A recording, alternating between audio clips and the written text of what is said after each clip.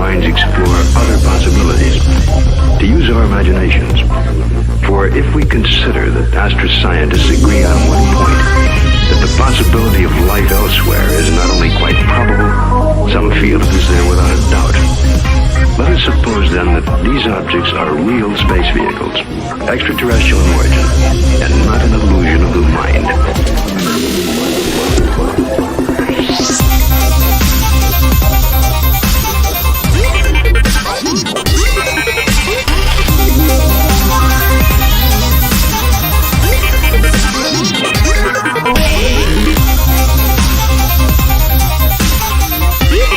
There's nothing to hide. There's nothing to hide at all.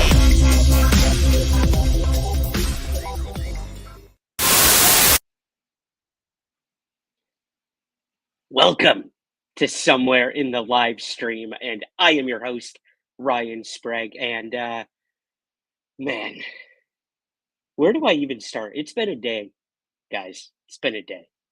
I'm wishing all of you a very happy Sunday. I hope you're having a good weekend. We're coming off from 7 days since Anomacon 2024, and 28 hours we streamed, 14 hours a day for 2 days straight. It was incredible, absolutely incredible. We're going to have a special guest joining us in just a few moments to talk about their experience at Anomacon 2024, see what kind of trouble they got into at the bar, in the lobby, at the, people selling their books and everything. We'll see how that went for them. But yeah, I do want to thank everyone for attending Anomacon 2024 this past, what was it? Sunday and Monday. Yeah, it seems like it was just yesterday. For those of you who may not have attended, you can attend anytime you want. It's available in perpetuity right now, right here on YouTube. You can watch pretty much all of it. I'll get to that in just a second. But we had over 36 speakers talking about everything from UFOs, Bigfoot, ghosts, psychics, you name it. We talked about it. Lake monsters. What else? Yeah, we just really, really ran the gamut. It was so much fun. I'm still getting messages and emails from people saying how interesting the speakers were and that they want to learn more. So you can watch both days right here on YouTube. Just go back in the live stream playlist and you should see day 1 and day 2. However, I do want to mention YouTube only archives up to 12 hours of live stream content. We went for 14 hours each day. So that means basically our last 3 presentations of both days were cut off on the live stream versions that you see right here on YouTube. But fear not, because I almost have uploaded all of those presentations individually right now on the Anomacon playlist. So you can check that out and watch those individually. I will be uploading all of the Anomacon 2024 presentations right here on YouTube as well as time goes on. I think I've dropped 4 or 5 of them already. So you can watch those too. Yeah, it was just amazing, guys. We raised a bunch of money donations for Donate Life America and other organ transplant groups in the UK, in Canada, and in America. These were all organizations that advocated for organ donation, something my late mother, Sue Sprague, was obviously a huge advocate of. She was an organ recipient, and it saved her life. And she spent the rest of her life, 27 extra years of life, advocating for organ donation and making sure that you become an organ donor. You can sign the back of your ID and say you're gonna, but at the end of the day, it comes down to your family. They make the ultimate decision. So make sure you have that conversation with your family. Whew, I gotta breathe right. Make sure you have that conversation with your family because again, it will be their choice. But yeah, Anomacon was a huge success. We raised a bunch of money for that organization, and I hope you will check it out right now in the archives. But I want to get someone else's thoughts, someone who joined me for all 28 hours of streaming, and that is our incredible moderator, Suzanne. She's in the chat right now, but you guys behave because I'm bringing her in, and we're gonna get her thoughts on how everything went, do a little debrief live with you guys. So here we go. Without further ado, bring her in. There she is. You are on mute, I believe, Suzanne. You're always so polite. You would There you get go. the hang of this, right? Eventually. You're not used to being the one on camera. You're always the one behind the scenes, making sure the chat's running smoothly. But we've had you on quite a bit learn lately. eventually. So, before we Yeah. get to Anomacon, I want to thank you from the bottom of my heart and soul for spending those 28 amazing hours with me. But you are spending your night with us right now while on vacation. So I have to ask, can you give us an idea of where in the world is Suzanne? What's that? Where in the world is Carmen Sandiego? Where in the Yeah. world is Suzanne right now? You never know where we're going to pop up. But right now, today, we're sitting on a tiny green dot in the middle of the Atlantic Ocean, about 2.5 or 3 hours west of Portugal, in the middle of the Atlantic. And it is just lovely. I'll see if I can give you a little shot. I don't know if it'll work or Ooh. not, but there you go. Oh my God. That is gorgeous. I wish I could say the same. It's pitch black here now, but all you would see is brick buildings behind me. So I'm very jealous. That's amazing. Well, thank you. I appreciate it. It's really lovely here. I got tickled, though, after our Anomacon feat of vigor, I would call it. Posting funny things. They may have seen us on Twitter, wherever we were. You posted a picture of a dead alien and said it was you. And so I posted a picture of a dead mummy and said it was me. And please remember me. Yep. We had the dead Nazca mummy and we had the dead alien autopsy alien. It was perfect. But, all jokes aside, like, it was incredible. I couldn't have asked for like a better turnout. The speakers were just like next tier. And I can't believe the amount of time and dedication and insight that all of those speakers gave to us in the audience. It's just, I will never be able to thank them enough for all that. But as somebody who was there the whole time, I'm sure that you learned a little something. I learned so much. What stood out to you? Were there any talks or presentations or moments throughout the freaking marathon we ran with Anomacon? And yeah, give us your thoughts on Anomacon 2024. So one of them was really a surprise to me. And I think it was Renee Watt. And going back, I was trying to figure out who that was today and I couldn't find it. But I think it was Renee talking about the things that empaths bump into. And she said something like, if you're one of those people who is suddenly overwhelmed with a strong feeling of some kind, not to assume it's actually yours. It might be someone near you instead of you. And on the first leg of this trip over the Atlantic, I was suddenly overcome with this anxiety and fear and dread. And I'm not a fearful flyer. We go all the time. I don't, that's not one of my fears. But it made me think of, I think it was Renee, and I looked up. I thought, oh, maybe this isn't about me. And I looked up, and there was this woman coming down the aisle boarding with this look of abject panic on her face. And I thought, oh my goodness, strong lesson learned. It wasn't about me. I didn't have to sort it. I needed to wish her well, but it wasn't something I had to sort. That was a powerful little day-to-day lesson that just, wasn't the focus of her talk. It was just the gift I ended up getting out of it. That's so interesting. And I do want to apologize. I think my microphone was off at the whole beginning there. So I hope everyone can hear me more clearly, guys. Thank you. Someone in the chat, let me know. I know that feeling, like, as I wouldn't say I'm an empath, but I'm a severely to a fault empathetic right. person. I guess you could say not energy vampire, but like I do tend to take on the energy of those around me. If someone's panicked, I feel Right. panicked, and You feel that I too. Yeah. yeah. So I did learn a lot from Renee's talk in terms of like how you can compartmentalize as someone who has a higher form of empathy or intuition, how you compartmentalize that as part of your life and then live your normal life too. Right. It's interesting. I always do like ponder what it must be like to be like psychic or Right. To carry clairvoyant that burden every day. It's certainly every a gift, day. but my Yeah. goodness, what a burden as well at times, I'm sure.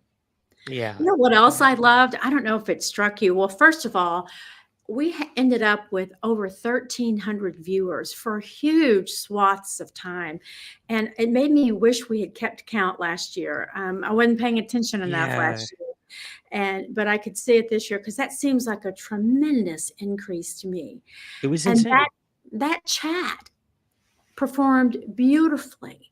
They were so funny. In fact, I got so tickled, and I wish I could remember who said this.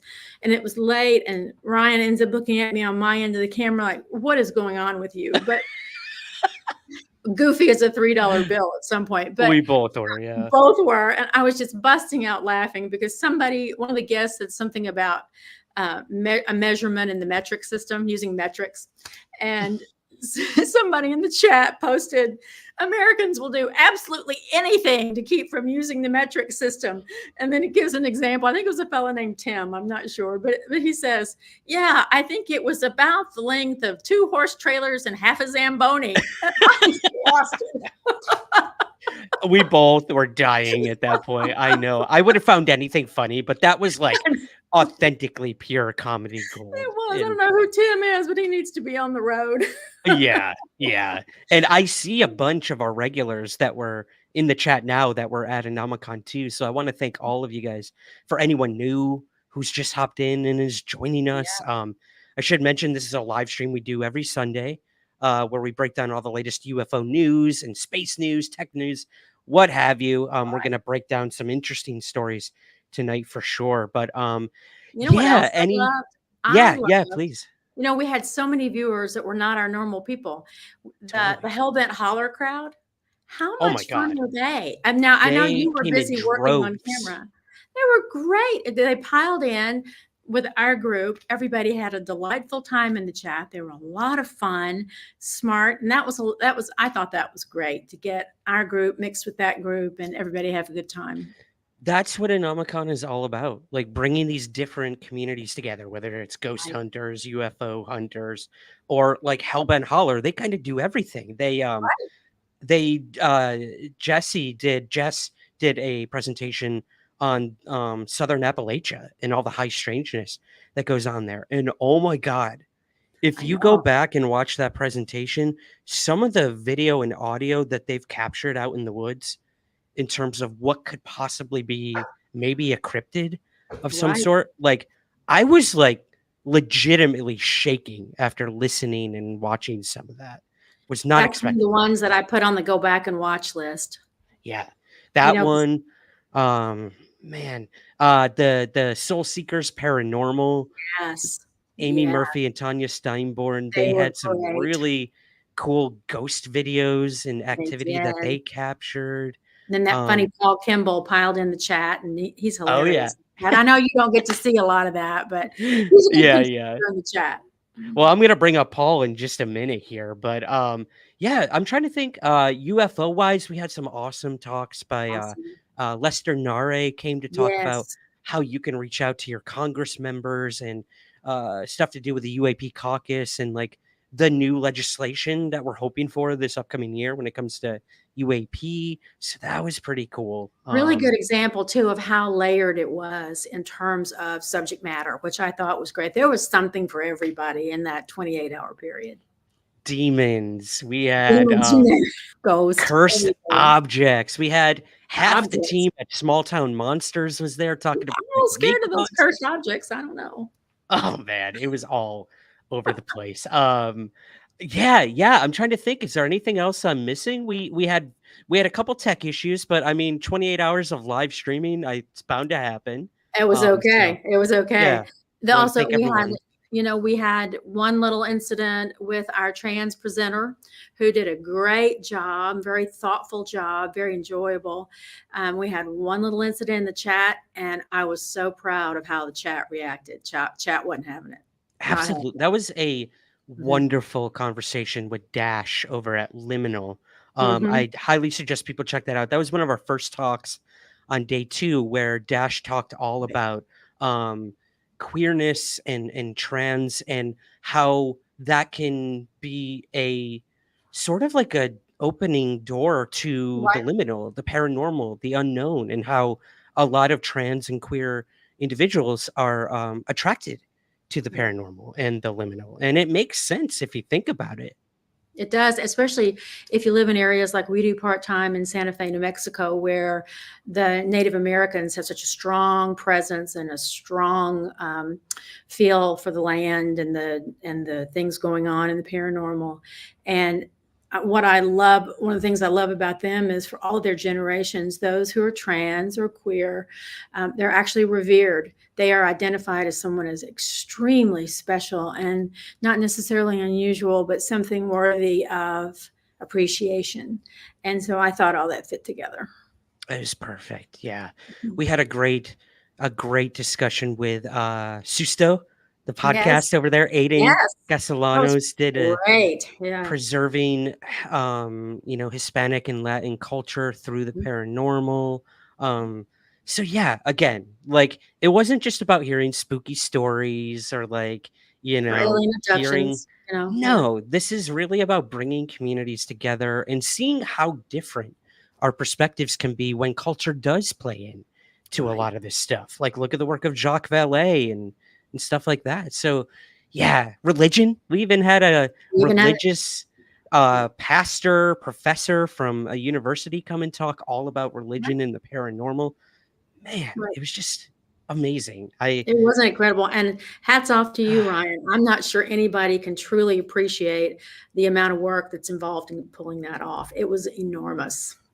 Well, I have to thank you again for really tying everything together and helping me every step of the way. And I really, really have to thank the speakers. Like, at the end of the day, this was all them. Yes, I do a lot behind the scenes, post production and all that stuff, organizing and all that. But I mean, without the speakers, we would have no Anomacon. And for them to take the time to make these video presentations for free, expect nothing in return, it's just like, I'm just so eternally grateful, and to everyone who watched, for sure. Me too. And it wasn't like they just dashed something off the back of their hand. These people thought about their presentations. Yes. Oh, absolutely. You could tell this is not just thrown together. It was, I just loved it. I loved it. I did too. I hope everybody can go back and watch. Everyone go back and watch. And again, like I said, we will be releasing the individual talks. We already are. And on that note, I should announce it's coming back, baby. Anomacon 3 next September. So be on the lookout for that. We're going to be scaling it back. Famous last words. I know. I said that last year. I know. I talked to my dad earlier today, and he's like, "How did Anomacon go?" He was busy all weekend. And I was like, "It's good, except we had 36 speakers, 14 hours a day," and he was kind of like, "The moderator's dead. We're all dead." Yeah. And he was the first to tell me, "Dude, didn't you say last year you're not going to do the same thing?" And here you are. I'm like, "Yeah." Count on Papa Sprague to pull you back in line. Yep. Oh, I should say, Papa Sprague says hello to all of you. He's busy tonight, but he's going to start joining us in the live chats again soon. Good. I know everyone They really love enjoys. to see him. Yeah, he's they love awesome. to see him. Yeah. If you are watching, Dad, sending all my love to you and the family back home. Awesome. Any last words, Susanne, about Anomacon before we let you go back to the Breakfast Club? I'll go back to the Breakfast Club over in the chat. I don't think so. I just would encourage everyone to go pick out one or two and watch those and the topic of interest, and then pick one or two that are not necessarily your topic of interest and listen and learn to those as well. Absolutely. I couldn't put it better myself. All right, Suzanne. Well, I will let you go back. Thank you for taking the time to join You're me so and welcome. give all of my love and thanks to Bill as well. I I hope you guys will. have a wonderful vacation. And Thank you. yes, I will talk to you very soon. All right. Have All fun. right. Thank you. Bye. All right, guys. There we go. We got the debrief on Anomacon 2024 with our incredible moderator, Suzanne. I did see in the chat someone asked if there have been any updates on the David Grush lawsuit. Um, I see her nodding. Is it something worth talking about now, Suzanne, or should we wait? Okay. She said no. We'll talk about it when there's more prevalent updates about it. But she is diligently working, and she sent me some stuff that shows me that she's really working on this. So we should have some updates. What are updates? Soon. I'm gonna go back up in the chat. I think Suzanne and I have both. We were chatting so much we are not. Hello, Robert, biologist, Dalen, Ruth. All the regulars are here. All work low pay. Hi guys, welcome. The super chat is open, guys. If you want to help out the show, super chat, super stickers. That's an immediate way you can help us out here at Somewhere in the Skies and Somewhere in the live stream. We also have a buy me a coffee. You can see the QR code right there. You can go ahead and scan that and help us that way. We have PayPal as well. All the ways they're there. They're in the show notes. If you want to help us out, we greatly appreciate it. Every single penny goes right back in to making sure this show continues and grows. That being said, if you can't help us monetarily, all we ask is that you like this video, you hit subscribe, share it with a fellow weirdo, whatever you got to do. That's all we could ever ask of you as well. So thank you. Paul Kimball. You guys may know Paul as the ghost hunter. He is the leader of the pack for the show Haunted that I am currently on seasons 10, 11, and 12.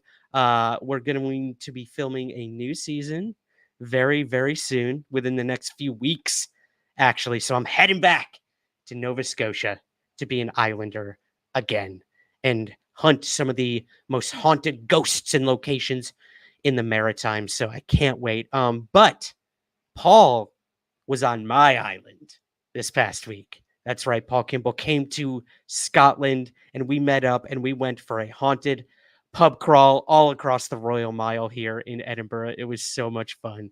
We had so much fun.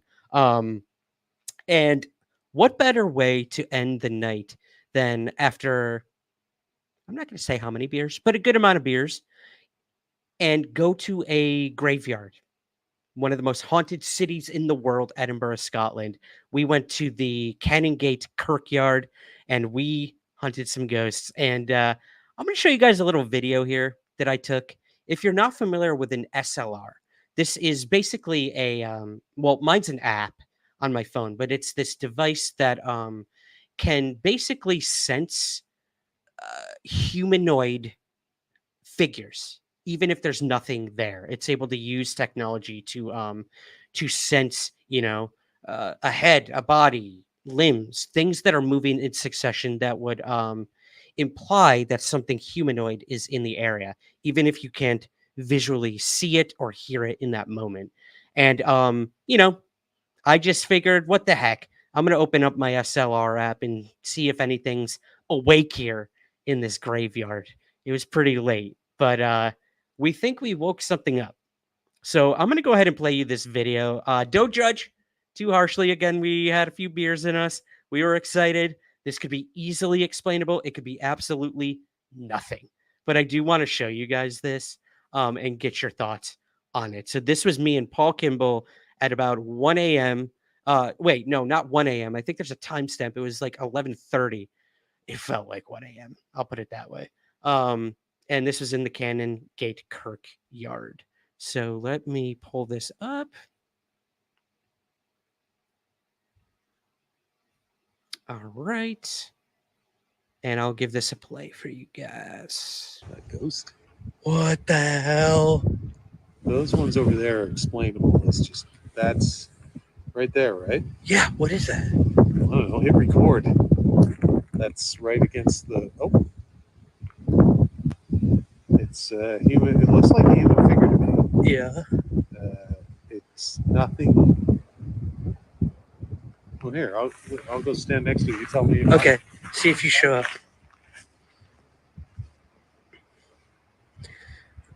Okay, you're there.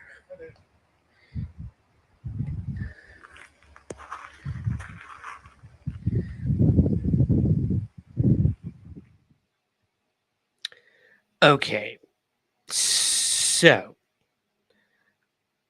let me get rid of that there. What do you guys think? I want to know what you think in the comments below or in the live chat. This could be easily explainable. I went up to the wall where we sort of sensed or captured that figure, as it were. There was like a monument on the wall. So it's very possible that it just latched onto that monument and sort of sensed a humanoid. But when I went up to the monument, there wasn't like, it wasn't a statue of a human. There was no image of a human being. It was just words, just text, like an inscription almost. But it was weird. It was very weird. That's all I can really say. Let me go up in the chat and see what you guys are saying. It's doing the Michael Jackson. I love it, Dalen. Heck yeah. I was doing some moonwalking, that's for sure. Robert said, that was crazy. Eric said, the one thing about this video is I was watching it on X and the figure showed up where there is a lighter contrast to the rest of the background. Yes, Eric. Yeah. So that was the God, I don't even know what you'd call it. Like a memorial, I guess, or something on the wall. It was interesting. Jim said, pick up on the monument. Very, very possible.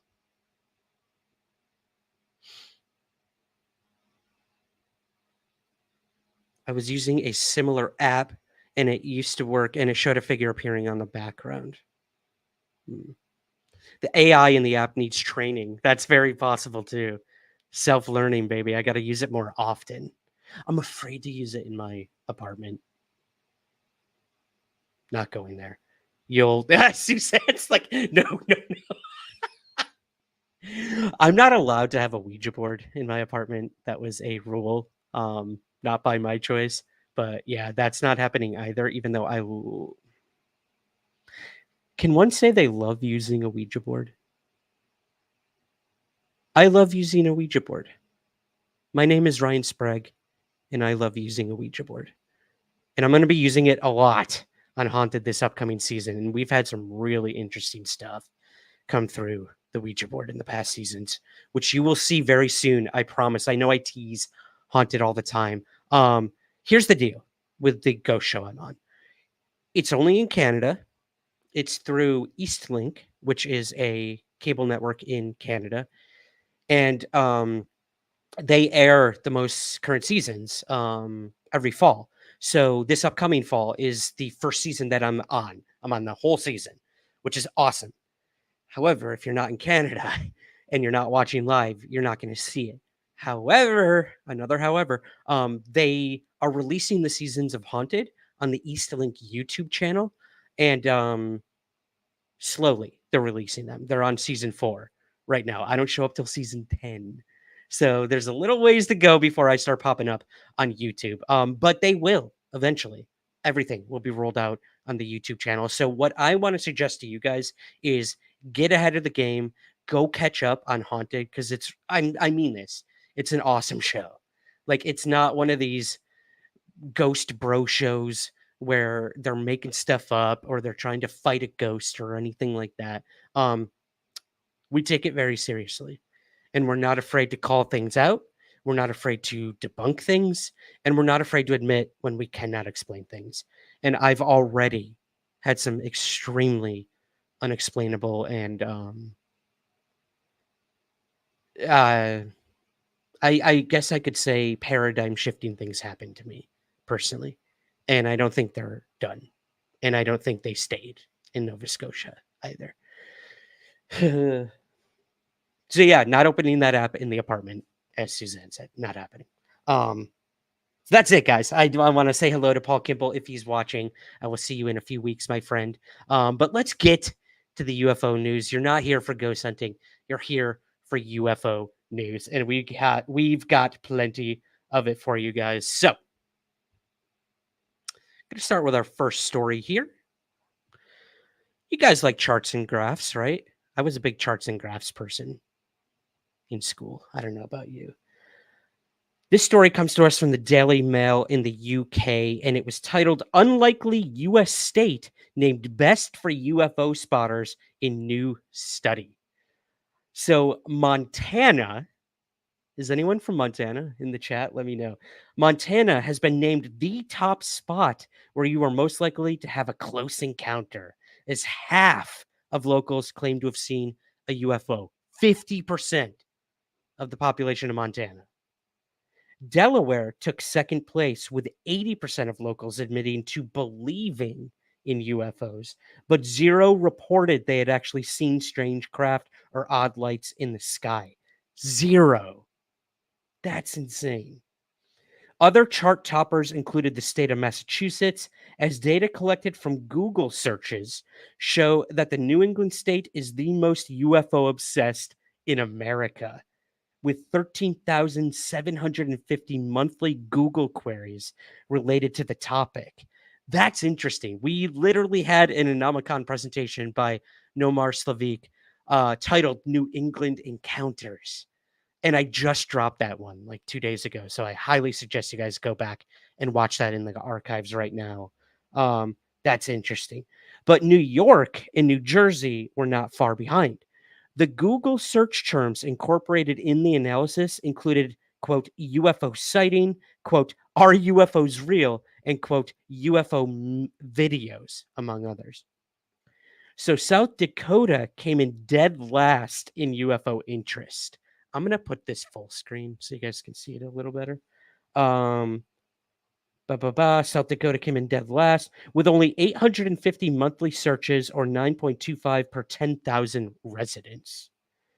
Arkansas placed second with 2,870 UFO Google searches, or 9.36 per 10,000 people in the state, followed by Louisiana with 4,300 searches for a 9.4 per 10,000 residents. You number fiends out there must be going nuts for this. I know it's a lot to take in. Collectively, one full quarter of all Americans, 25%, admitted to believing in UFOs, according to the survey data. And pay attention to that, because it's going to actually play into another story we're going to talk about, I believe, at the end of the show. 25% of Americans believe in UFOs. I tend to think it's higher, to be completely honest, but what do I know? So NUFORC, which is the National UFO Reporting Center, as used in this new study, was 132,850 last year. I don't know what that's in reference to. Oh, I'm sorry. Here we go. I skipped ahead. The total UFO sightings, according to data from the National UFO Reporting Center, as used in the new study, was 132,850 last year. The new study incorporated a range of metrics to determine which state gave locals and visitors the highest chance of seeing a UFO, including UFO sightings via NUFORC, data on light pollution levels, and survey data from 2,057 people on topics related to UFO encounters across each U.S. state. So this is interesting, who did this survey. The project was sponsored by Jackpot City Casino. It's now making sense, all these numbers, statistics. Someone's counting cards over there at Jackpot City. Jackpot City Casino, for reasons, the article literally says this. The project was sponsored by Jackpot City Casino for reasons that have not been fully disclosed yet. What is up with that? They working with Enigma Labs. Yeah, I went there. But their state's high light pollution. Let me see. The state's high light pollution and meager 7. I'm getting ahead. I'm so sorry, guys. The The adjustments based on light pollution, statewide population density, and survey data significantly altered the findings when compared to New Fork's raw UFO sighting figures. California, for example, would have otherwise topped the list with a staggering 16,354 UFO sightings in total reported to New Fork. But the state's high light pollution and meager 7% of citizens who reported having seen a UFO themselves in the study's survey data weighed down the Golden State's ultimate ranking. So, yeah, a lot of these, this is cool. I mean, it's interesting. It's a cool stat, you know, especially if you live in the US, you can like brag if you live in Montana. It really goes to show that if we want true, accurate sort of numbers on things like this, we need more people to report their UFO sightings, specifically to New Fork. They are the largest and like longest running reporting center in the world. In fact, literally within the next few hours, I'm dropping the Summer in the Skies podcast, a new episode where we cover 10 triangular UFO sightings reported to New Fork in the mid 1970s, a lot of which were reported by police officers. And you're going to hear the raw phone calls reported to New Fork from these very scared witnesses of these black triangles. Once again, that took place throughout the US in the 1970s. So, if you see something, guys, report it.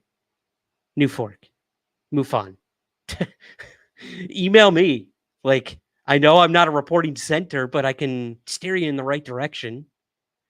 Just to tell someone to archive these things, to have them live somewhere and not fade into obscurity. So, yeah, pretty cool. It reminds me of the old, you know, Stanton Friedman thing where he would give lectures and he would ask the audience, how many people here have seen a UFO? And 90% of the people would raise their hands, admittedly. And he'd say, cool. How many of you reported it somewhere? Those hands went down so damn quick. And maybe 5% of the people would say they reported it. So, yeah, we have a reporting problem. And so is the US military. But that's changing. So, yeah. Make of that what you will, guys. I'm going to go up in the chat and see what's going on. Robert says it's not pronounced New Fork. It's pronounced New Force. Oh, interesting. Is that true? I didn't know that. Me not speak words good, so me sorry, Robert. Me so sorry. All right. Oh, sorry, I missed these star things, guys, but I'll just ask. Long day, Ryan? Yes, it was, my friend. You have no idea. I'm going to tell the story. Screw it. I'm going to tell it because he posted about it. The reason I'm drinking tonight is in celebration of my closest friend, my mentor, not being dead. So I woke up this morning to like a barrage of texts asking me what's going on with Peter Robbins, famed UFO researcher, my hero, my mentor. And people saying I'm being told that he's gravely ill or has passed away.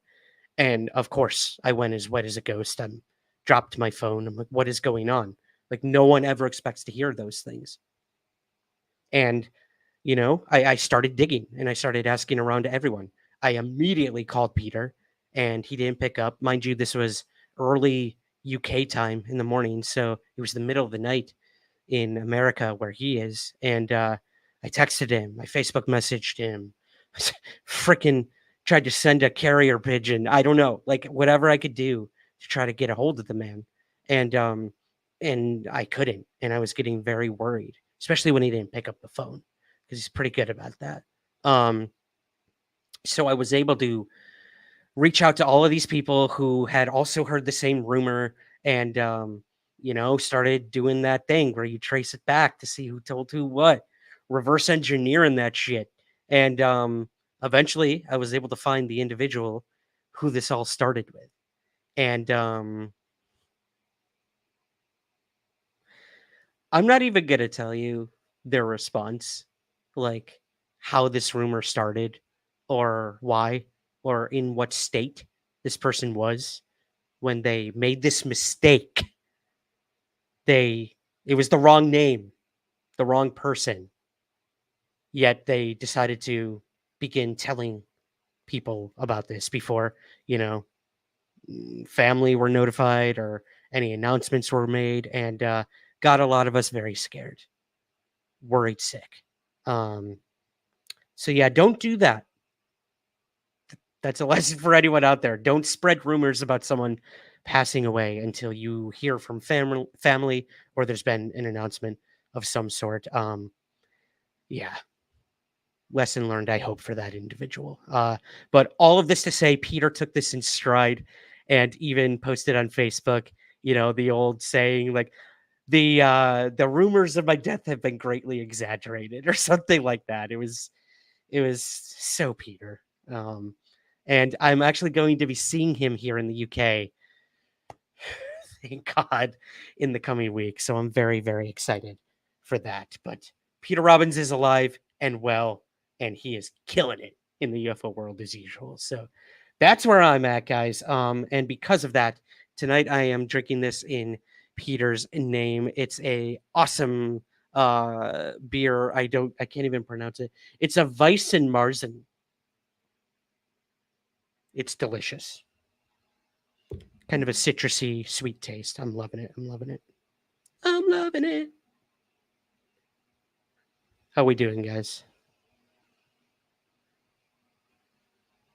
Glad it turned out well, biologist says. Thanks, man. Richard asks, are you going to be watching Beetlejuice 2? That is a very unrelated question, but I love that question. Heck yeah. I am a huge Michael Keaton fan. His Batman is still and forever will be my favorite. And I actually worked at Beetlejuice the Musical on Broadway. And it is one of the best musicals I have ever had the pleasure of seeing. And I've worked hundreds of Broadway productions. And I will tell you, man, it is just so much fun. It's hilarious. The music slaps like hell. And the performances were just amazing. So if it's touring in your hometowns across the world, I know it's touring internationally now too, check it out. It's definitely worth seeing. The book is great. The lyrics are great. The music is fantastic. All this being said, I've heard really, I guess I'd say I've heard mixed things about Beetlejuice. Don't say it one more time, Ryan. Or else you are going to have to bust out the SLR camera. I've heard mixed things, but I've also heard really good things from a lot of diehard Beetlejuice fans. So I heard the nostalgia bait is just like teetering on the edge and it's not too annoying or like clouds a very unique story from what I've been told. And, I love anything that those actors are in. So yeah, I'm looking forward to it. Eric saw Deadpool, loved Deadpool, epic, loved it too, my man. Loved it. I've not seen the new Aliens movie, Robert. Romulus. I still have to see that one. Anomacon had Susanne and I going crazy.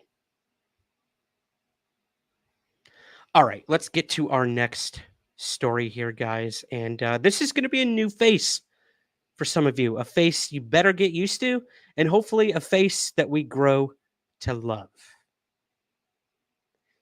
This is Dr. John T. Kozlowski, and he is the new head of AARO.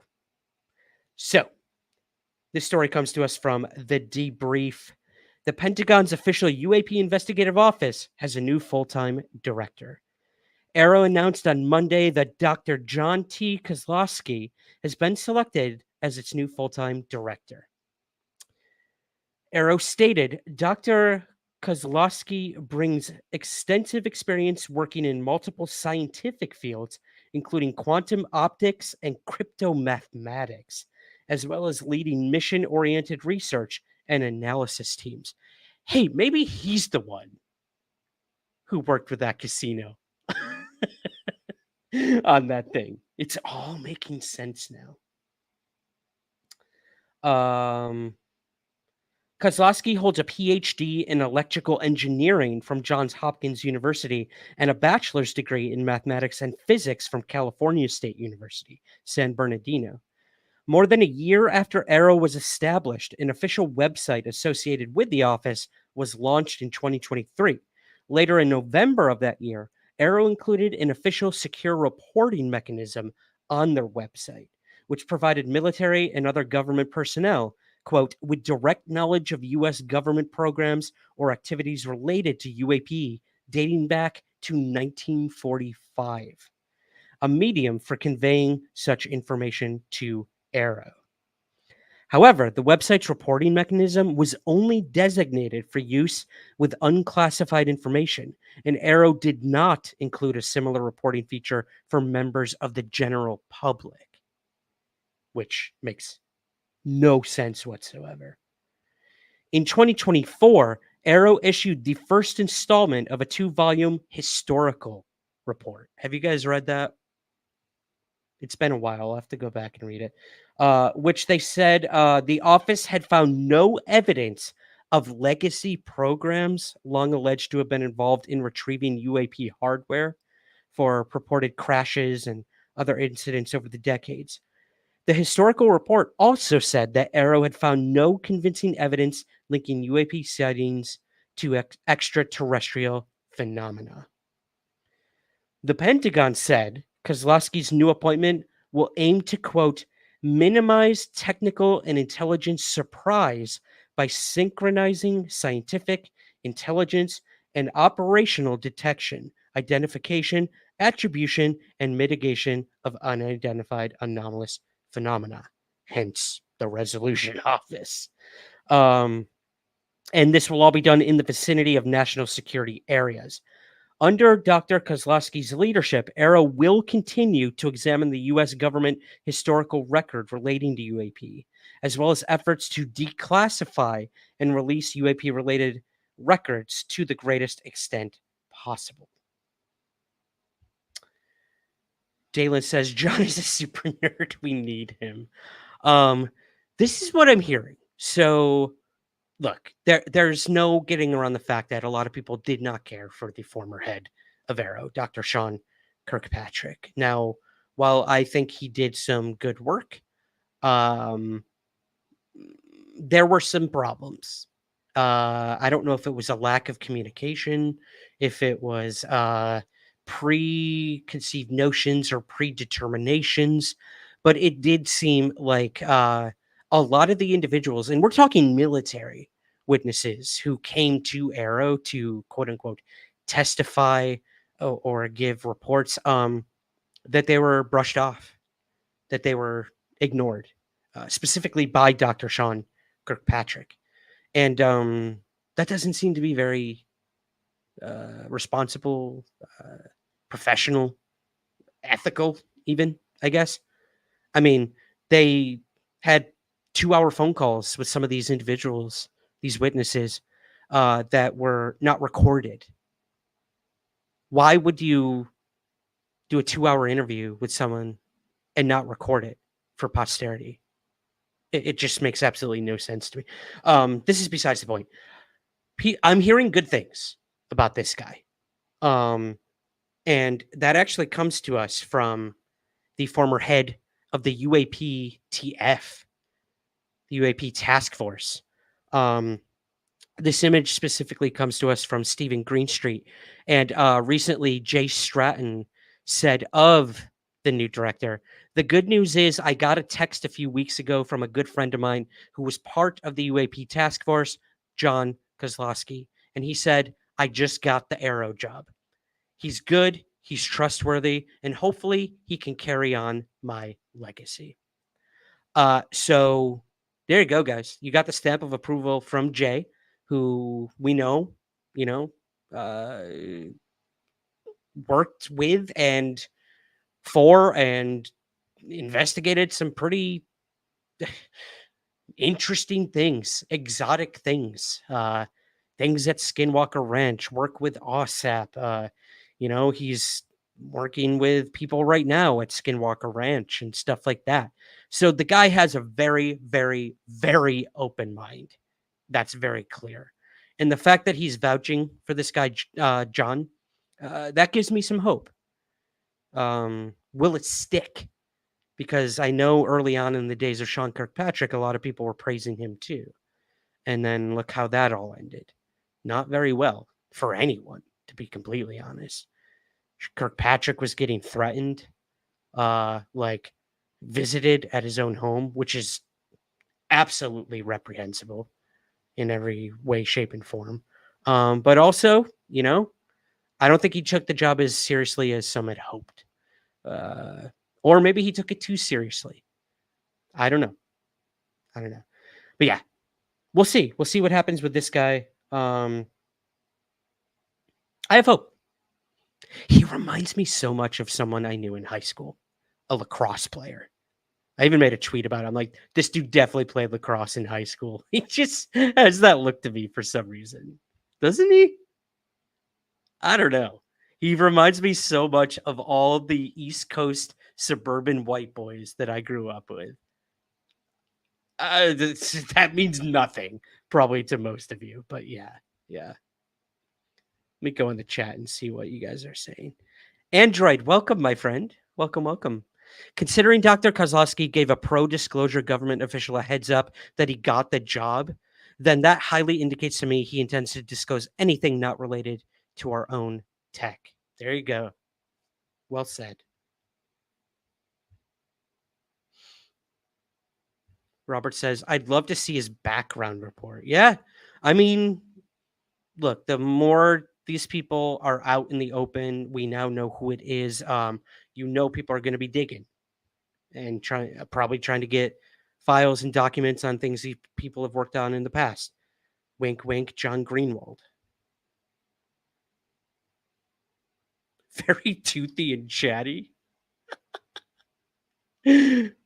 What is that a European thing? Is that a culture thing? Are you talking about me or him? I don't know what that means, Talon. What am I missing here, Suzanne? Let me know in the private chat. What does that mean? I'm on one tonight, guys. I warned you. Cheers. Okay. Let's move on, guys. To our next story. Oh, actually, this is going to be an interesting one. So I'm going to save it. I'm going to give you guys a little cliffhanger. We're going to take a quick break. She likes the looks of Kozlowski. He's an attractive man. I would have to agree. He's a looker for sure. I don't think I was supposed to read that. The train has officially got off the tracks. Dalen, I am so sorry for blowing up your spot. Let's take a break because I'm turning beet red, and because I just did that, and we're gonna come back and talk about a very interesting story that came to light this week. You're not gonna believe this, guys. What this bodyguard has to say. I'm talking about the new AARO dude. He looks like a Chad. Oh no. Guys, I'll see you on the other side. Let's take a break and we will return very shortly to somewhere in the live stream. Stick around.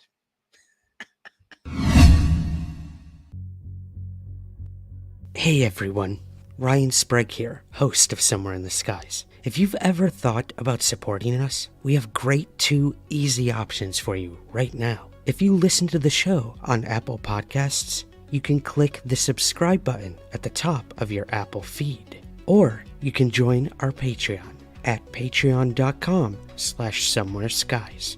Both of these options give you the same benefits. Early access to the main show, bonus episodes and content, and priority to ask our guests your listener questions. So, to help support Somewhere in the Skies, click that subscribe button on Apple or visit patreon.com/somewhereskies. Thank you so much for your support and keep looking up.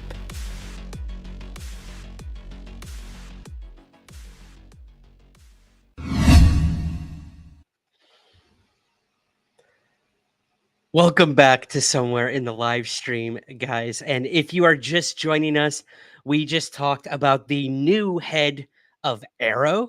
That was a lot of fun. Had some good laughs with that one as well. We talked about a pretty interesting survey that was done recently on UFO reports in tandem with New Fork and a casino, of all things. Talked all about Anomacon, but we are going to move to this story, which is, I don't even know where to begin. It's convoluted, it's interesting, it's developing, but I thought it was worth talking about. This is Big Homie. That's literally his name, as far as I know. He is a celebrity bodyguard. He has been a bodyguard for, you name it, A-listers, politicians, ambassadors, everything you can possibly think of. And when I say everything, I mean everything. Because recently, he made a huge claim about a government official and UFOs. So recently on the No Jumper podcast, celebrity bodyguard Big Homie made a very interesting claim about someone who offered him a very large sum of money for protection. And the story he told was pretty interesting. So I am going to play this in full. Hopefully we don't get a copyright strike on this, but you have to hear this to believe it. And then we're going to sort of unravel this mystery as it goes along. So go ahead and watch this clip, guys. This is Big Homie on the No Jumper podcast. Again, this is for educational purposes. And yeah, let's give this a watch and we will talk about it on the other side and get your thoughts as well. Enjoy. I'm a guy, this is 2012, he wanted to meet me at a place called Lux Bar. He said he had a job for me, said the job was paying $52,000 for 5 days. Up front, you get the entire payment, right? That's a good deal. Yeah, okay. Also, why the f would they pay you up front? Listen to this. I meet up with the guy. He shows me a ID from the Pentagon. Oh. He tells me that he does not trust certain people that he works with and that he needs me to keep him safe until he can testify in front of Congress. Oh, wow. Right? So then he says, Keith, I want you to look at this. Red flag off top, because how do you know my name? I never told you my name. Okay. He could have heard from somebody else, et cetera, et cetera. Mm-hmm. He shows me some pictures. He said, what does this look like to you? I'm like, man, it looks like a desert of some sort. You know, I see like some trucks. You feel me? He says, okay, so this is like a truck to you? Some type of plow truck, something like that? He says, well, according to these measurements, this truck is 2 miles long. So I'm like, what? Okay. He asked me some more questions, showed me some more stuff. Another one was like looked like a protractor or something. A 2 mile long truck? That's what he said. It's very confusing. All right. So I say, okay, so what am I looking at? He says, these pictures are on the surface of the moon. He say, my job is to scrub these pictures to make them available to get released to the public. So I'm like, okay. Then he asked me to sign an NDA. He pull out a little folder, unfold the paper, and say, want me to sign an NDA. I'm like, oh, okay. I always try to avoid that because to me, it's like you're agreeing to something, right? Then the guy goes on to explain to me about some race of people who live at the bottom of the ocean. They have facilities there, and when I refused this job, Sounds like a Little Mermaid, but until you hear these parts, okay. I refused the gig. He tells me someone's occupying our moon. I'm scheduled to testify as a whistleblower in front of Congress about this. Can you keep me safe until then? I had to turn the job down because as soon as I go outside, my car ransacked. My car, for about 3 weeks, my car get towed. I go to pick it up, they give it to me for free. Then, a lot of strange things was happening. You see what I'm saying? And, this guy testified in front of Congress. And is he still alive? Yep. Sounds like if they were willing to do all that to you, that they would be willing to kill him too. Or something to him. Yeah, so he has something called like a dead man script. So like if he was to die unexpectedly, some type of information would get released. So apparently that's what kept him alive throughout that process. Oh, that's smart. You know who Luis Elizondo is? No. Oh. Who's that? Luis Elizondo is a former CIA operative who just testified. Him and his co-workers are testifying in front of Congress about the same shit I'm just telling you about. Really?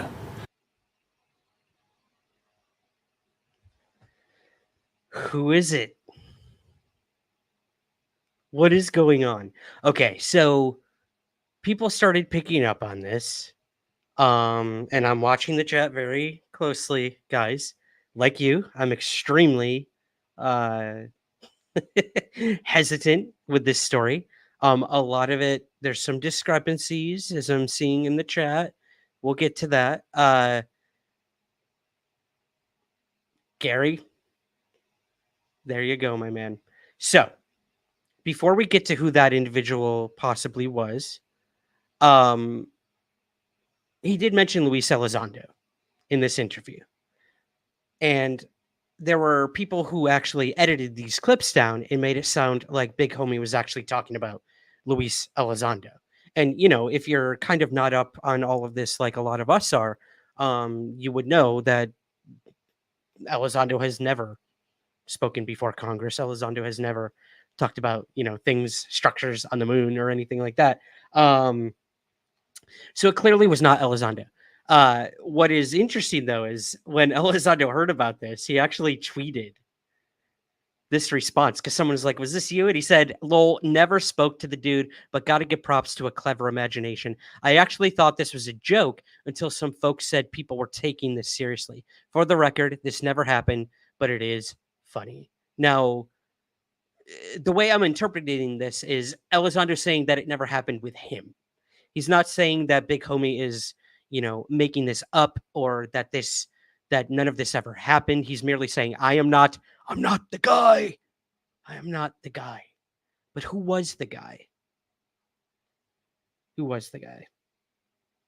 So recently, the Vetted podcast hosted by Patrick Scott, I want to get his name right, Patrick Scott, who hosts the Vetted podcast, he covered this story. He did a whole YouTube video on it. He showed probably less than I did, so I'm probably going to get a copyright strike on that. But he did show some of the Big Homie interview. And Big Homie himself would actually go into the comments section of the Vetted podcast YouTube video and comment, which was pretty interesting. And this is what he said. Everything that I said in this interview is the 100% fact, and I stand by it. Speaking to this man whose last name was Wolf, with an E, changed my worldview and had an effect on my life. If anyone wants to debate me on the facts, I'm here 100. So, Wolf. Who is Wolf? So the story continues to unravel. Patrick of the Vetted podcast would go on to do some more research, and he believes that he knows who it is. And I did see a couple people mention it in the chat. He and others believe that this is a gentleman named Carl Wolf. And Wolf testified at the National Press Club back in 2001 as part of the Disclosure Project. So, you know, the timetables are off on a lot of these things. At first, I'm like, was Big Homie thinking that maybe the National Press Club event put on by Stephen Greer through the Disclosure Project, that was testifying before Congress? But then he said that he was approached in 2012, I think he said, but that event was in 2001. There was that, what was that other thing? It was like that mock congressional hearing that Stephen Bassett put on. I don't remember the timetable on that. Could it have been something like that? Or was this guy literally going to testify before members of Congress and nobody knew about it? I don't know. It's all very interesting. But what I want to do now is actually play a clip from that National Press Club event of Carl Wolf, so you get an idea of who this individual is and maybe why this is who Big Homie was talking about. So let me go ahead and play that for you guys, and then we'll close this story out. Good morning. My name is Carl Wolf, and I was a precision electronics photographic repairman with a top secret crypto clearance in the United States Air Force. I was stationed at Langley Air Force Base in Virginia. In 1965, in mid-1965, I was loaned to the Lunar Orbiter Project at NASA on Langley Field. Dr. Colley was in charge of that project. They had problems with a piece of electronic equipment that was bottlenecking their production of photographs. I went to the facility, and when I walked into the facility, there were scientists from all over the world. I was stunned, actually, to see people at a NASA project from all over the world. It didn't make any sense to me initially. I was taken into the laboratory where the equipment was malfunctioning. I couldn't repair it in the dark. I asked to have it removed.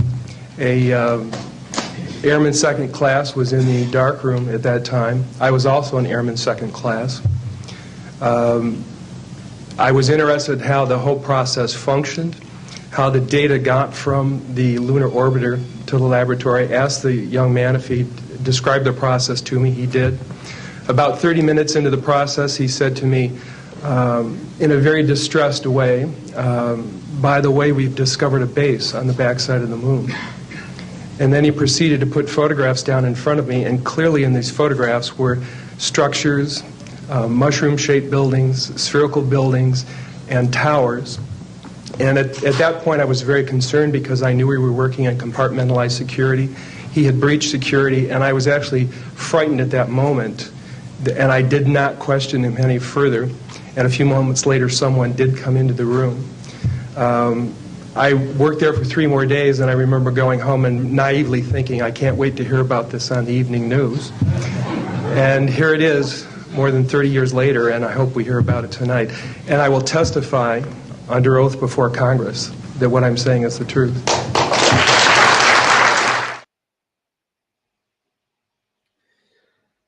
He said, I will testify before Congress. Witness protection is not feeling it. He's a crackpot. A lot of you don't believe Big Homie either. I totally get it. I get it. All of it. It's an interesting developing story. But it, you know, with the things that Carl was saying, they do sort of line up with the stuff that Big Homie was saying too. So, man, I don't know. It's interesting nonetheless. The latest update that I got on all of this is that Big Homie is actually going to be on the Vetted podcast in the coming day, week. I'm not exactly sure, but to sort of expand on a lot of this stuff. So hopefully we'll get more clarification. I know even Patrick himself had some issues and discrepancies with the claims by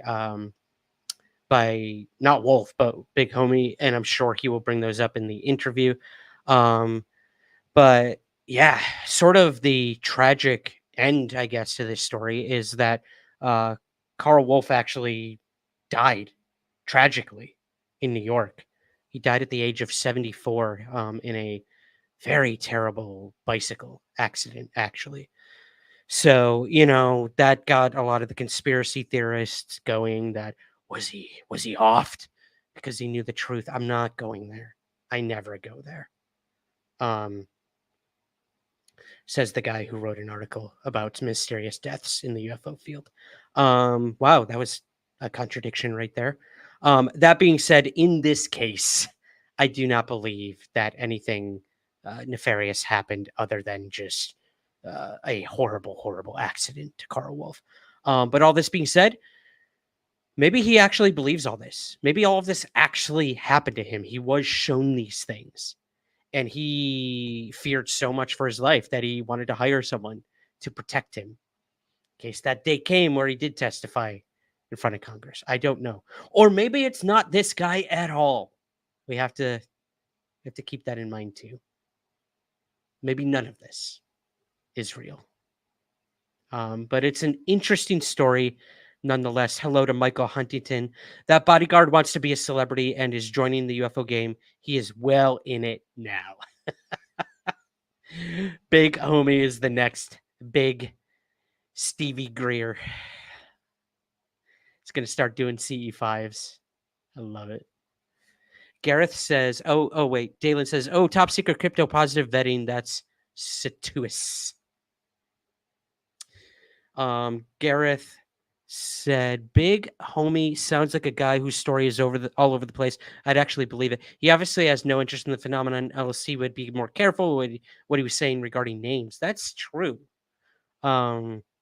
He's throwing names out there, which is, if you're going to, you have to know that if you're going to start some elaborate story or hoax and you put names out there, people are going to dig and they're going to vet.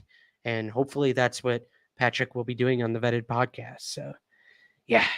I think that's the end of that story, guys. We will see if any more of this unfolds. But let's move to our last news story. And then I just have two brief clips for you, I promise.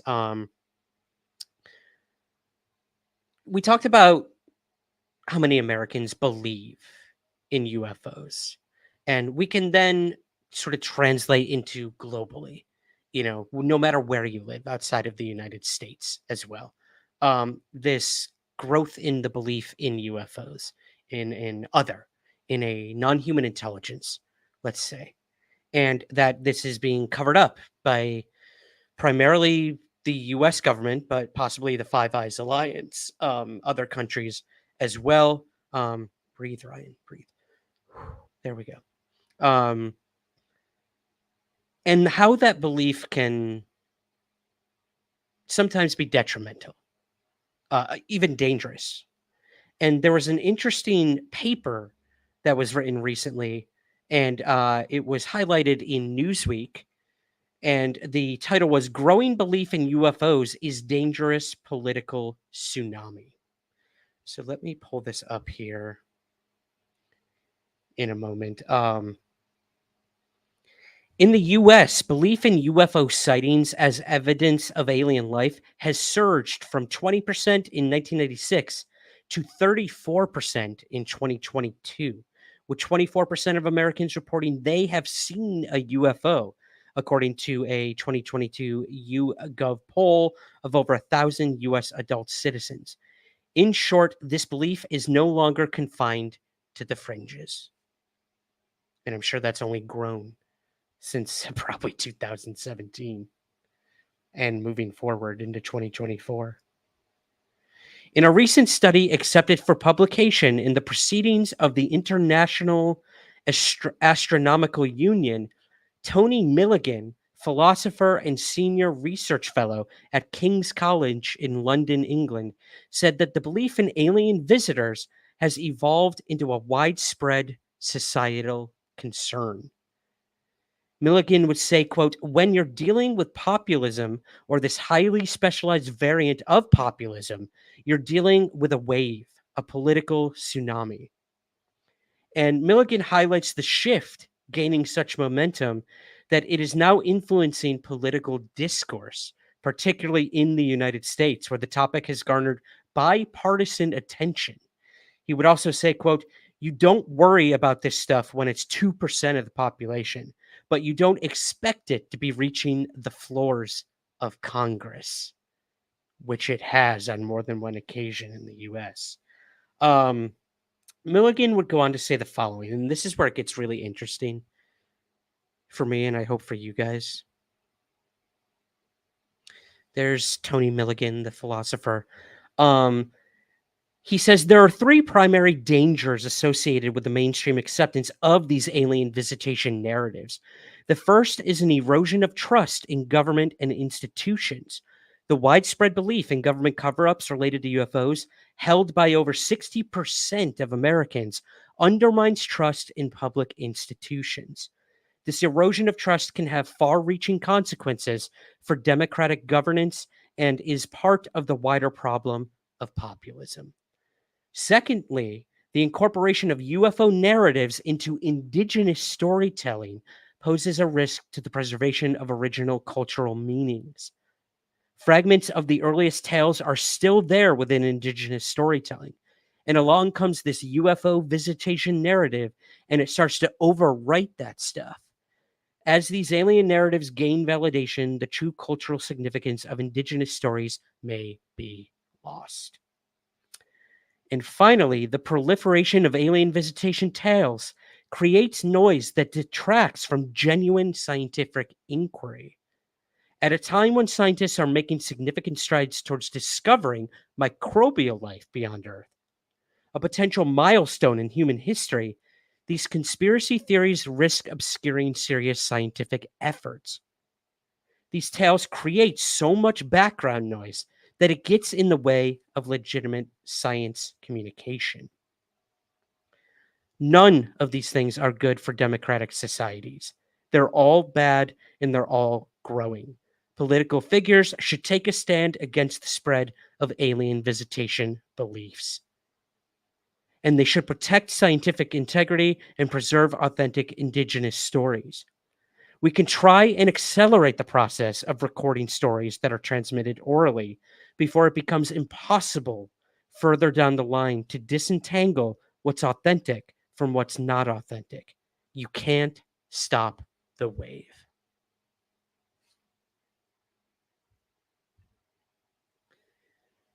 There's so much to unpack with this. We don't have time here. I can see why this guy is a philosopher. I want to go to point 2, the indigenous thing. He's completely right on that. I struggle every day with the fact that I have been featured prominently on the show Ancient Aliens. And I'm not defending myself. I'm stating a fact. I never speak about indigenous people. I never talk about ancient alien theory on that show. I was brought in throughout several seasons now to talk about modern day ufology, the things going on now. The closest I came to sort of ancient alien stuff was a story about Egypt, but it had nothing to do with like alien intervention or building the pyramids or anything like that. But I do agree that we cannot strip creation stories, the oral traditions, the culture of indigenous people in order to inject our own possible extraterrestrial narrative. Now you go back into pretty much any indigenous culture, and there is a form of other, or whether it's gods or some sort of non-human interaction with something, star people, you name it. It's pretty prevalent throughout every indigenous culture. So that's not to say it's not happening, and it hasn't happened.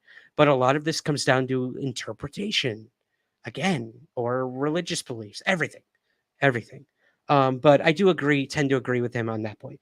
Point 1, in terms of this undermines governance and our trust in institutions. I take some issue with that. They've done that themselves. They are the ones who have made the public not trust them. And it's only gotten worse, especially in the United States of America.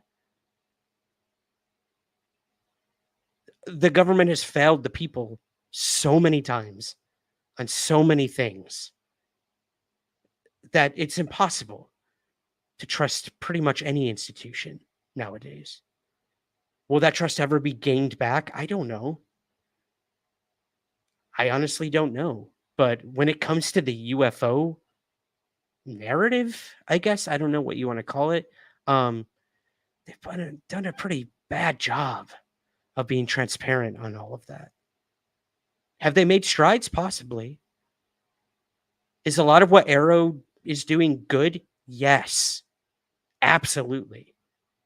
But for every one of those good cases that they explain, what's out there that they're willing to just push away because of personal belief or stigma or, again, preconceived notion? I don't know. So I find issue with number one. What trust do we have left to give these institutions? Point three, it also is bad for scientific inquiry. I get that. I understand that. But at the same time, like, we need dreamers. We need philosophers like Tony. While we need to be grounded, we also have to continue looking somewhere in the skies. We need to dream. We need to wonder. We have to have ambition of what could be out there and ask hard questions. You look at someone like Avi Loeb, who has been shunned by many mainstream scientists, colleagues, friends, for the work he's doing. And he's a scientist. He's using the scientific method. He's creating observatories. He's trying to do what mainstream science wants. So I don't know. I struggle with that one too. It's an interesting article. I highly suggest people check out the paper. I have put a link in the show notes to it, so you can read that there. So definitely check that out. I also put a link to the Vetted podcast if you want to continue this further story on Big Homie as well. So be sure to subscribe there. But yeah, I thought that was kind of a story that would bring us back down to the ground and, kind of look at the power of belief and where we're at today. I want to know what you guys think. I'm going up into the chat for this. Michael Huntington says, we need to define UFOs versus alien visitation. Amen to that. They cannot be lumped together. They should not be lumped together.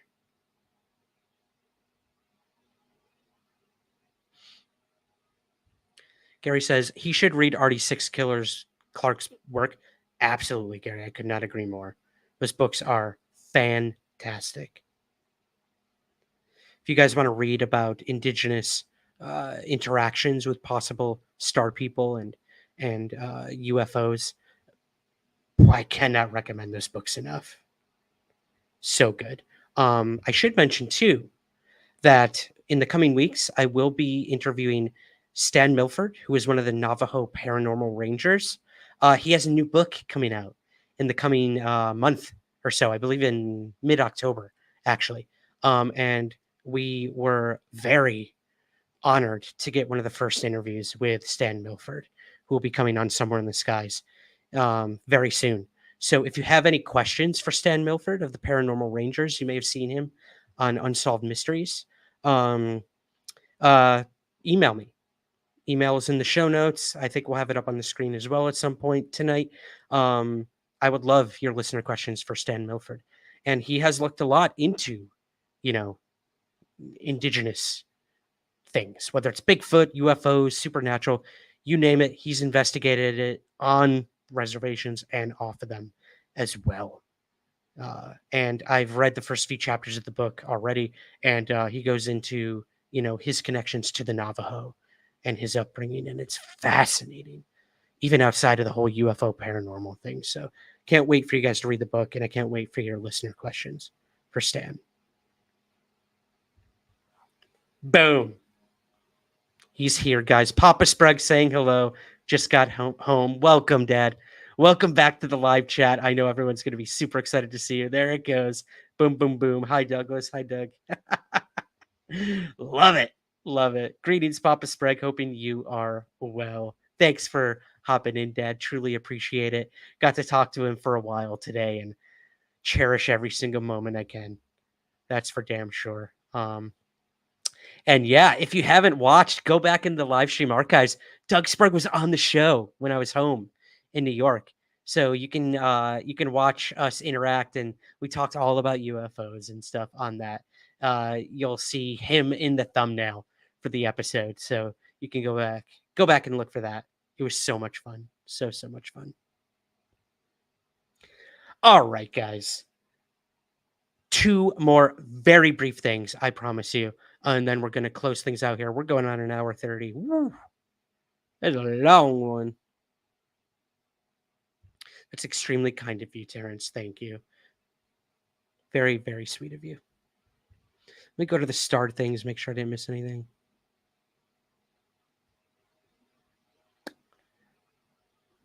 Let's see here. Zeg says, I think philosophy should be taught in school, starting in grammar school. Agreed. Get those minds thinking. I feel like the education system is it's in a rough spot.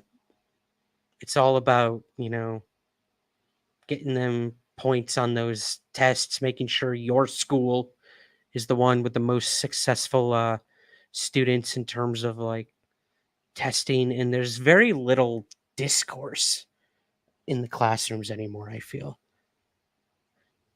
In my day. But yes, we need more philosophers and dreamers in the world. I like the beard. Thanks, Doug. I get it from you. Go Lions, baby. Why my father is a Detroit Lions fan still is more enigmatic and mystifying than UFOs itself. I swear. Gotcha, Doug. All right. So, talked a little about the moon. What was it? A 2-mile wide, long truck, Big Homie said was on the moon. Carl talked a little about the moon and his disclosure project thing. I want to talk about the moon landing conspiracy. What do you guys think? Did we go to the moon? Is what I'm asking you. Oh, I forgot we did a poll too over on YouTube. Let me check that out. It was about Big Homie. I asked, is the Bodyguard Big Homie's story true? This is out of 80 votes. 16% of you said yes. 8% of you said no. 53% of you said too early to tell. 23% of you said don't care, drink your beer. All right. Well, it is too early to tell. And for the 23% of you, cheers. Oh, man, that's good.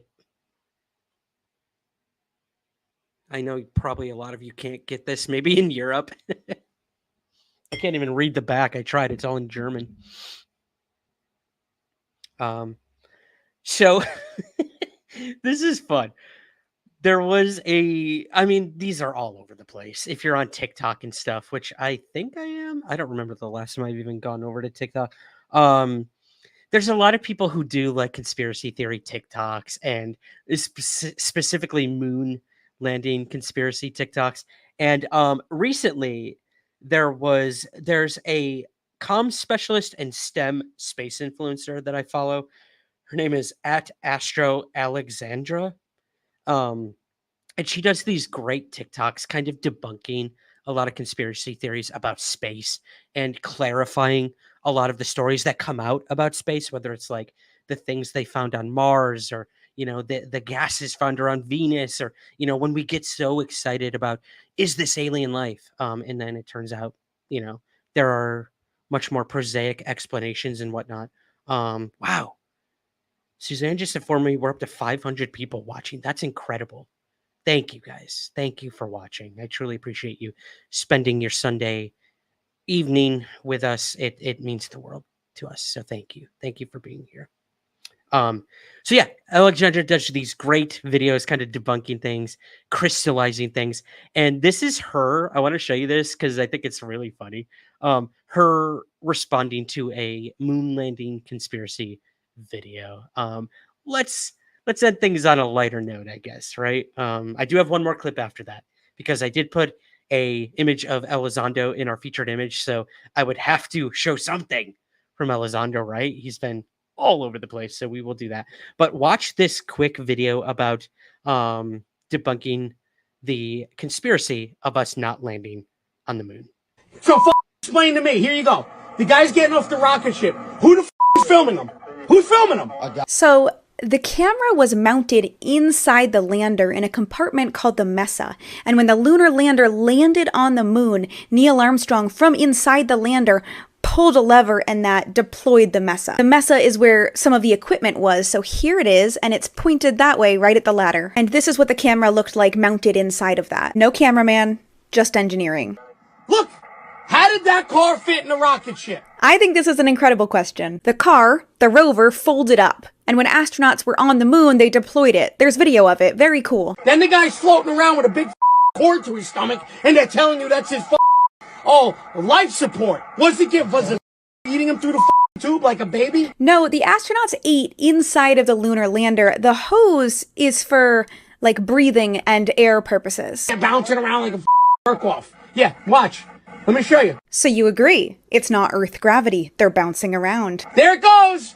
Bye-bye. You know what? I'm going to stay behind. You guys go back to Earth. I'll die up here. And how the did he get the film back to Earth? So the takeoff from the moon was actually filmed by a camera on the lunar rover, which was pre-programmed to lift up and then pan to try to follow them as they took off from the moon. And the film didn't have to get back to Earth because it wasn't film, it was live transmitted back to Earth. That's how people saw the landing live. And yes, the camera is still on the moon.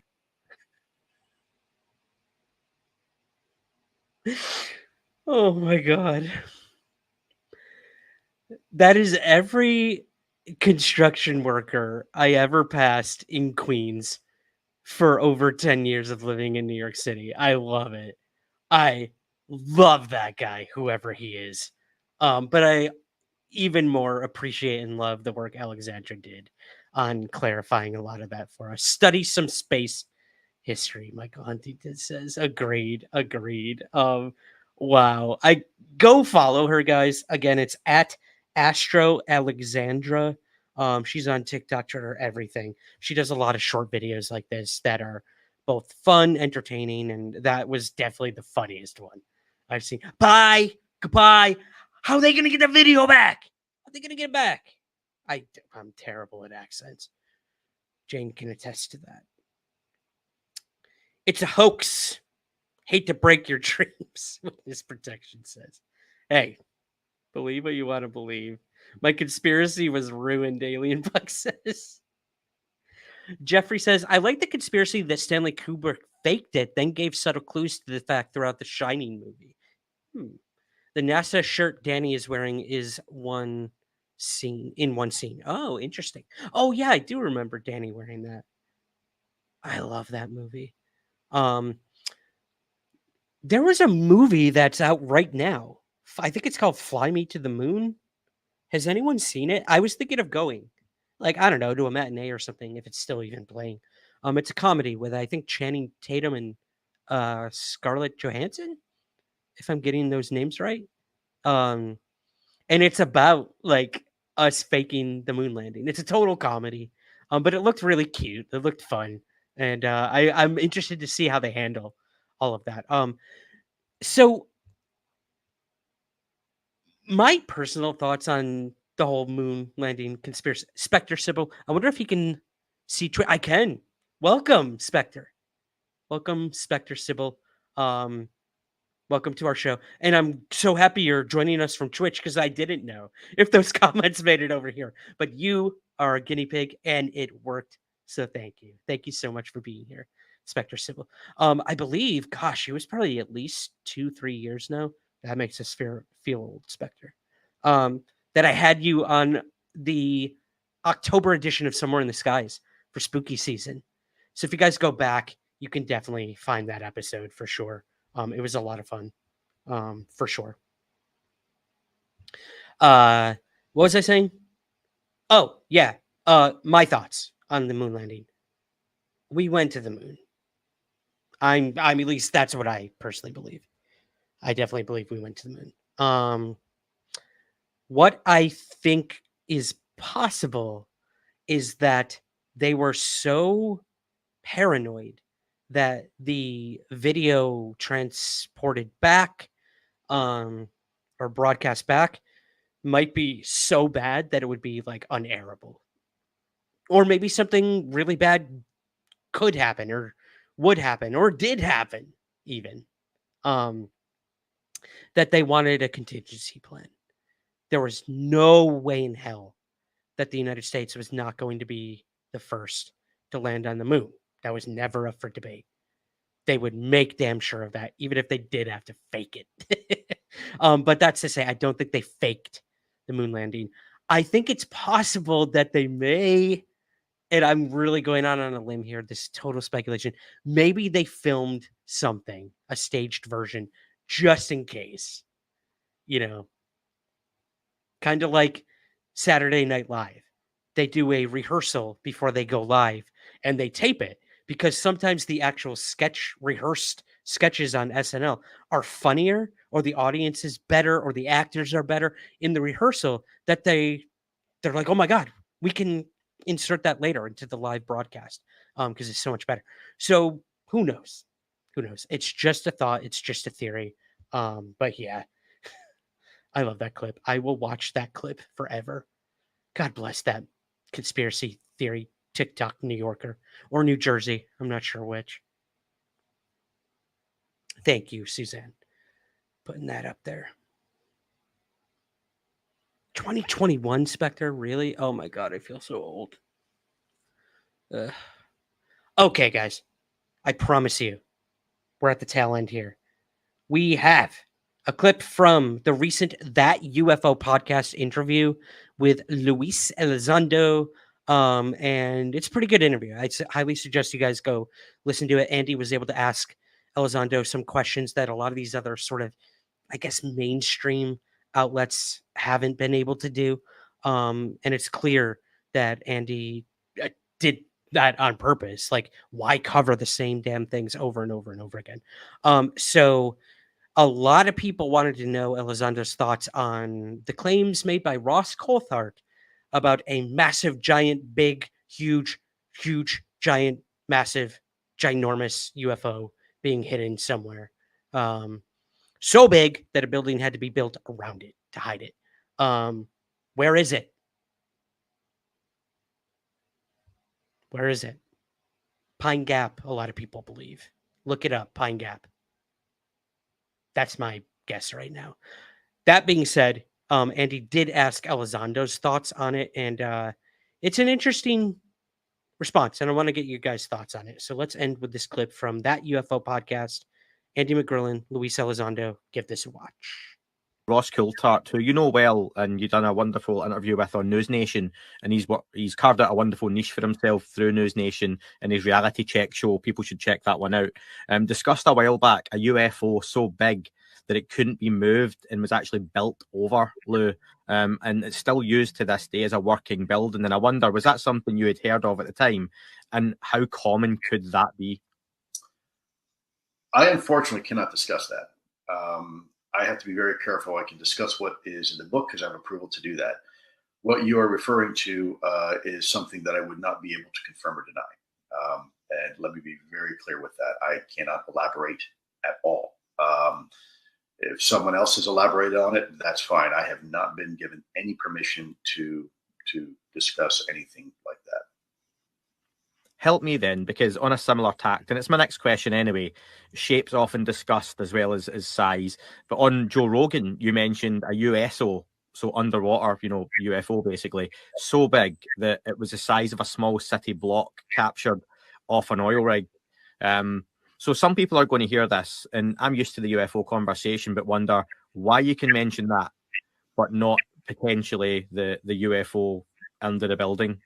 Because I'm not discussing sources and methods. I'm not discussing capabilities or locations. I'm not discussing an actual program. I'm discussing simply what was observed.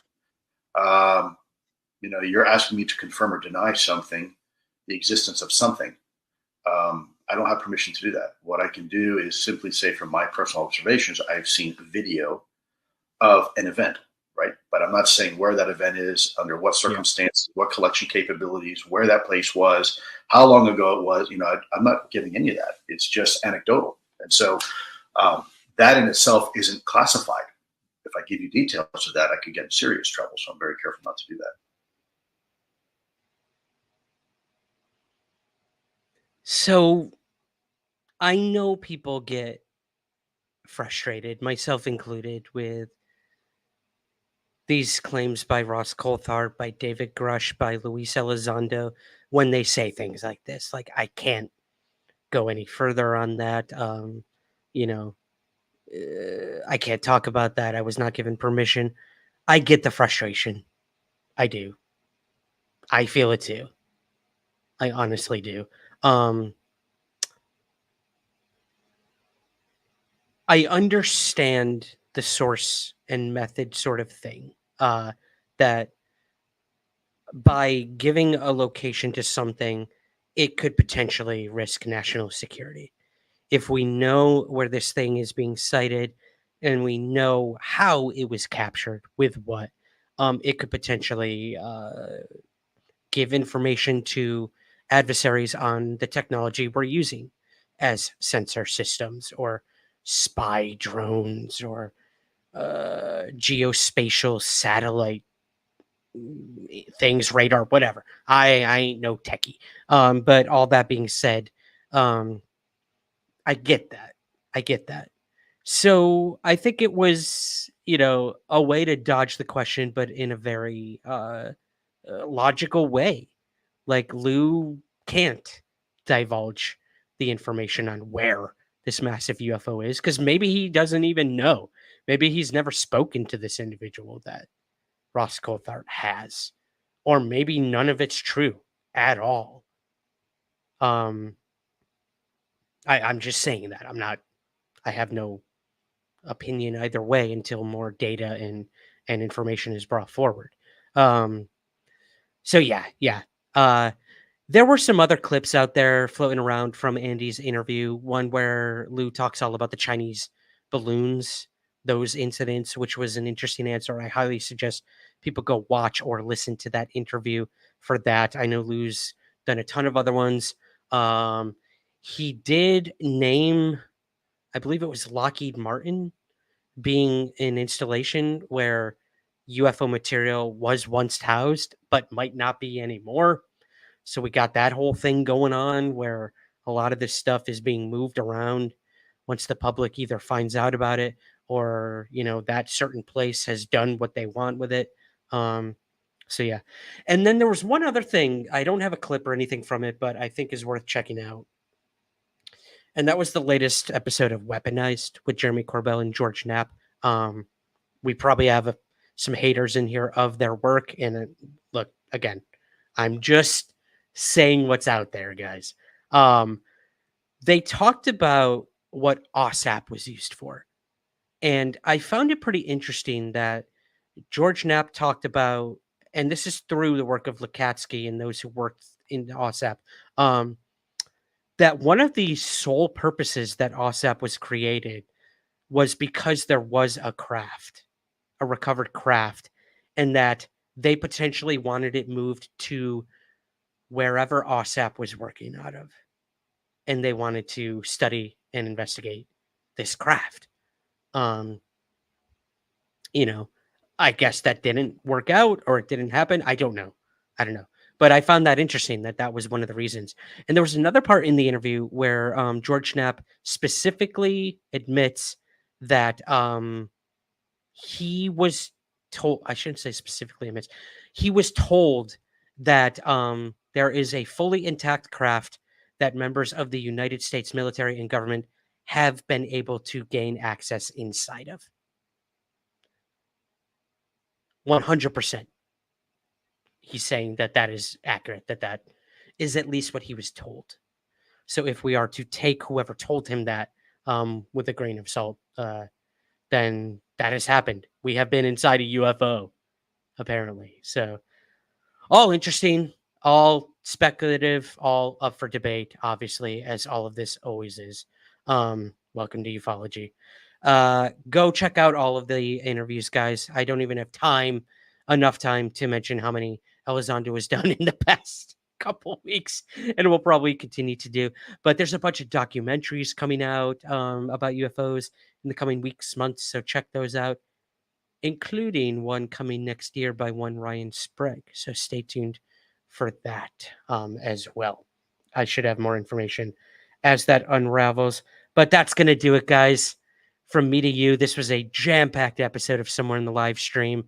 I want to thank all of you for joining us again this Sunday evening. Again, a very special hello to all of our regulars, all our new people. We have more people watching this. We've clearly gained some new followers from Anomacon, so welcome. Welcome to all of you. We're so glad to have you here. I hope you enjoyed us breaking down all of the latest UFO news. We will do this again next Sunday as well. I want to give a special thanks to all of our Patreon subscribers, our YouTube members, those in the Super Chat and Super Sticker world. You still have time to throw those in if you want to support the show. There's a thanks button that goes on after the show as well, where you can leave donations.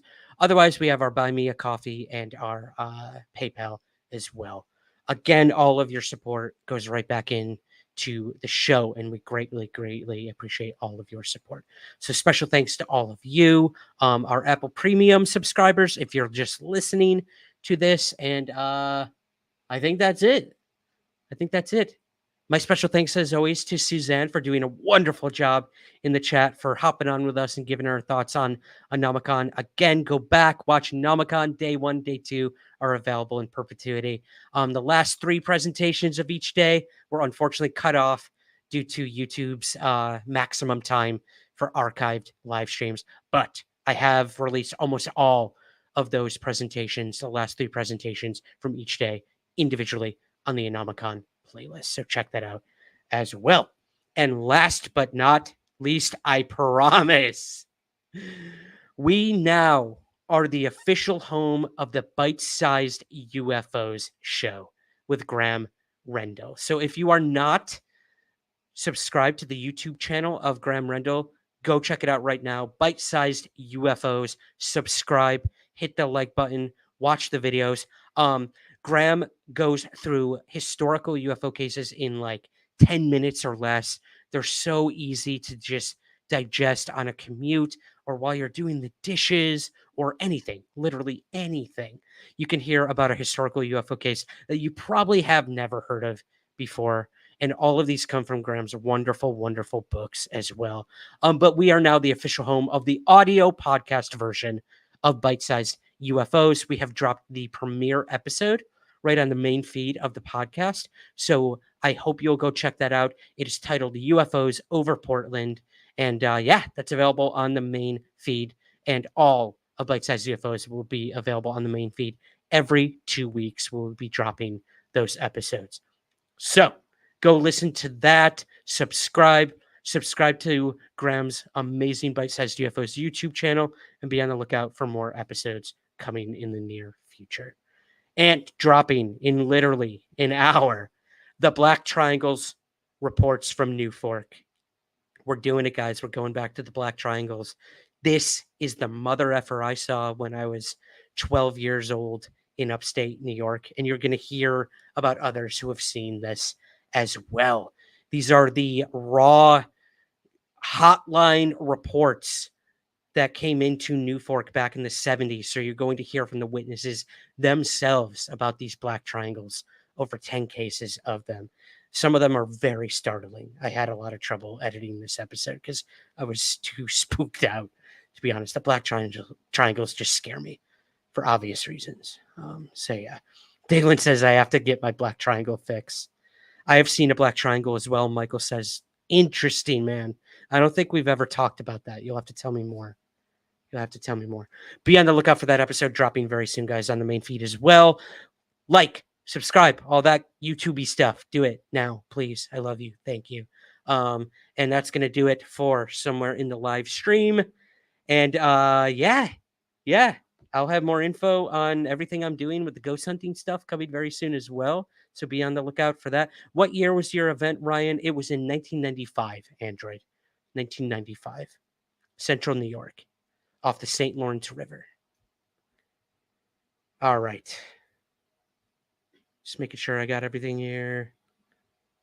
Wait, I have 10 more stories for you guys. No, I'm just kidding. I'm kidding. Let's get out of here. Have a wonderful night, and I will see you next week.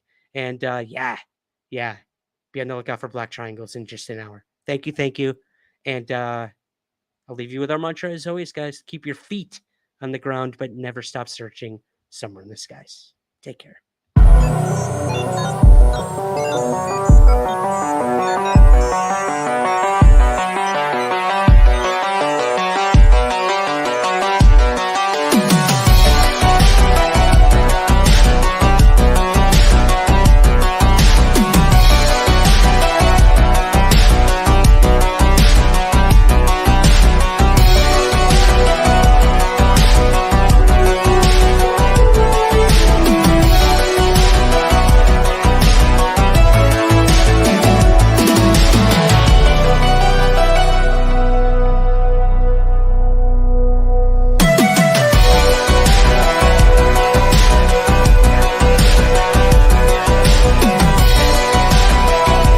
There's nothing to hide. There's nothing to hide at all.